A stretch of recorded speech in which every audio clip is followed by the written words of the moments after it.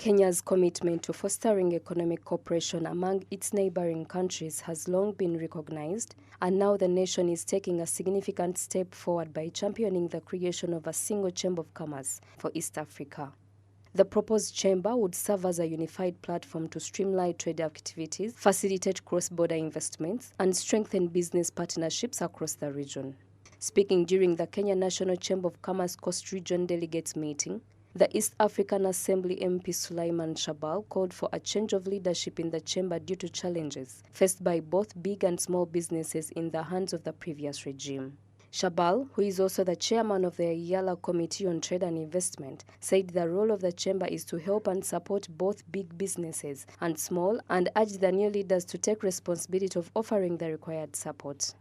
Chamber inavyokwenda na hii chamber inavyoendeshwa hivi sasa, mfanyabiashara hajafaidika. Where the chamber is moving, it has not helped the business person. It is the people of the chamber who enjoy the facilitation of the chamber, but not the businessmen. My ambition as the communication person of Iyala is to ensure that all these chambers of 7 nations work together as business people. I believe that if this is done, then there will be wealth creation in all East African countries. And that is why we are suggesting that we should have a structured, a formal, and a long-term way of engaging the county government and both the national government. According to the chamber, the call by government to ask for small businesses to pay 5,000 Kenyan shillings must be valued. So far, the chamber collects 12 million Kenyan shillings, which needs to help their regional chambers. The priority now is to support small traders and work on trade ties both within the country and across the East African region through upscaling the relationship between the national chamber and the regional chapters and increase capacity building within the chamber. Mustafa Ramadan added that there is need to build all the regional chapters for the national chamber to be the giant it deserves to be. He adds that people need to know that the chamber is a place to go for solutions, as well as working on maritime connectivity through Africa trading with Africa.